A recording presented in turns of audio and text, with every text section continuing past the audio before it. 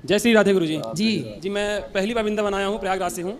और मेरा प्रश्न ये है गुरुजी कि जैसे सब बोलते हैं कि कर्म का फल, कर्म करते जाओ फल मिलेगा आपको, तो उस फल का फायदा ही क्या है जो एक कर्म करते करते वो समय बीतने के बाद हमको मिले। जैसे कि मैं एक छात्र हूँ, मैं अपना कर्म करते चला जा रहा हूँ, लेकिन मुझे फल मिलने का नाम ही नहीं ले रहा है। मुझे ये जानना है कि मैं कहाँ ऐसी गलती कर रहा हूँ या कैसी मैं भूल कर रहा हूँ, मुझे वो फल मिलने का नाम ही नहीं ले क्या रहा है। चाहते हो आप? कौन सा फल चाहते हो? मैं ये चाहता हूँ मुझे सफलता मिले, मैं जो कर्म कर रहा हूँ उसी के बेस तो पे। क्या चाहते हो? कौन सी सफलता? जिस बेस में, जिस स्थिति में या जिस फील्ड में प्राइवेट हूँ। जाना चाहते हो? सरकारी नहीं, जॉब? सरकारी जॉब की तैयारी करता हूँ मैं। सरकारी। और जैसे मैं 10 पॉइंट की तैयारी कर रहा हूँ, तो उस पे बेस में मुझे अगर प्राइवेट में जाता हूँ तो 2 पॉइंट या 3 पॉइंट की स्टार की नौकरियाँ मिलती हैं, तो वो मेरे लिए अच्छी नहीं है। तो आपको नौकरी करना है सरकारी? सरकारी नहीं करना है मुझे, मतलब काबिलियत के हिसाब से मुझे या प्राइवेट मिले या कोई भी मिले, मैं कर्म कर रहा हूँ तो मुझे फल मिलता ही क्यों नहीं है। तो भगवान हो सकता है आपके लिए बड़ा डिजाइन कर रहे हो, बड़ी चीज तो ढूंढ के रख रहे हो, उनके बड़े उसके लिए आपको सुधार करना उनके पड़ेगा। बड़े विचार के चक्कर में माता पिता मेरे पे जो प्रेशर बनाते हैं उसका क्या इलाज करें फिर?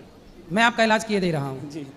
आप कह रहे हैं कि मुझे नौकरी चाहिए, कितने तक की नौकरी चाहिए? नौकरी कितने तक की नहीं होती फिर गुरुजी, भी एक जो मेरी जो ठीक है, क्षमता है या जो आपकी मेरी क्षमता limit के है। अनुसार आप कितना चाह रहे हैं? उम्मीद क्या है आपकी? उम्मीद तो बहुत है। फिर भी जैसे बता मैंने दो। यूपीएससी की तैयारी करी हुई है या यूपी सिविल। तो कितना आप चाह रहे हो? महीने का कितना मिलना चाहिए? यूपीएससी की तैयारी के बाद कितना मिलता है? सैलरी से मेरा कोई लेना देना नहीं है। मैं ये चाहता हूँ मेरी काबिलियत के हिसाब से मुझे नौकरी मिले। ठीक है, काबिलियत अच्छी है आपकी माना की, और अच्छी नौकरी मिल गई तो कितना कमाओगे वही मेरे को बता दो। कमाने के लिए मैं नौकरी नहीं करना चाहता हूँ, मैं सेवा के साथ में सेवा के भाव से मैं नौकरी तो करना मतलब चाहता जहाँ हूँ। नौकरी करोगे वहाँ से पेमेंट मतलब नहीं लोगे, है ना? नहीं, पेमेंट तो वो तो लेंगे, वो अपनी सेवा के लिए पेमेंट लेंगे, जो मैं दूंगा सेवा वही तो हमें तो तर दो। कितना चाह रहे हो? 50,000, 1 लाख, 2 लाख, 4 लाख, कितनी उम्मीद है? मिनिमम या 80,000 से 1.5 लाख के बीच में। बस 1.5 लाख चाहिए आपको? वो उससे मेरा स्थिति या मेरी सुनो, स्थिति सुनो, सुधार हो अब जाएगा, आगे वो का मुझे सुनो। चाहिए बस।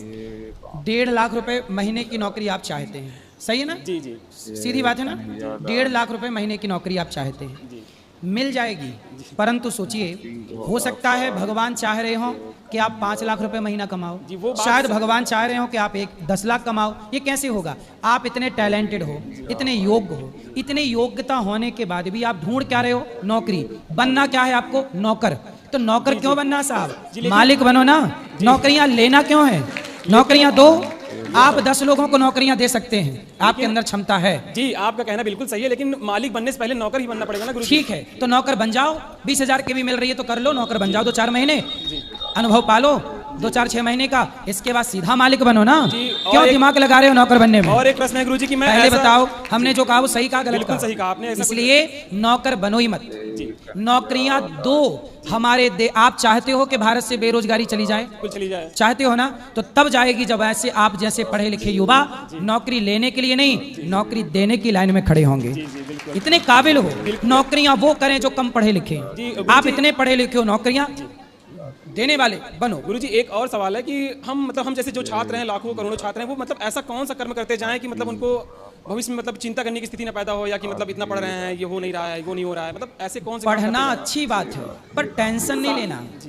आप लोगों ने थिंकिंग गलत बना ली है, सोच ही गलत। अब आप इतने समझदार हो और आप जैसे लाखों बच्चे हैं, लड़कियां और लड़के, पढ़ लिख के क्या नौकरी नहीं मिल रही है? अरे 1 नंबर से रह गए, कई बच्चे तो आत्महत्या कर लेते हैं। 1 नंबर से रह गए, नहीं लग पाई जॉब, नहीं हो पाया सिलेक्शन, चलो अब मर जाते। अरे मर जाना समाधान है? समाधान तो नहीं है गुरुजी। इसलिए हारो मत, भागो मत। अर्जुन भी भाग रहे थे, मैं नहीं करता युद्ध। भगवान ने कहा कर।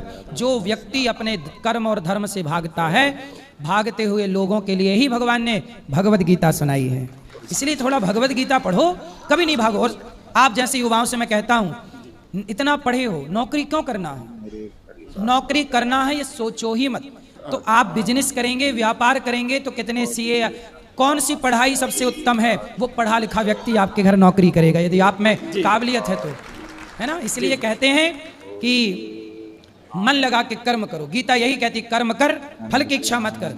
कर्म करो तो आप गलत दिशा में कर्म कर रहे हैं, ठीक है, आप वो भी ठीक है, करो, सिलेक्शन भगवान करे आपका हो जाए, आप जो चाहते हैं हो जाए। लेकिन मैं चाहता हूं, भगवान चाहते हैं कि आप और कुछ बड़ा करें और आप छोटे में उलझे हैं।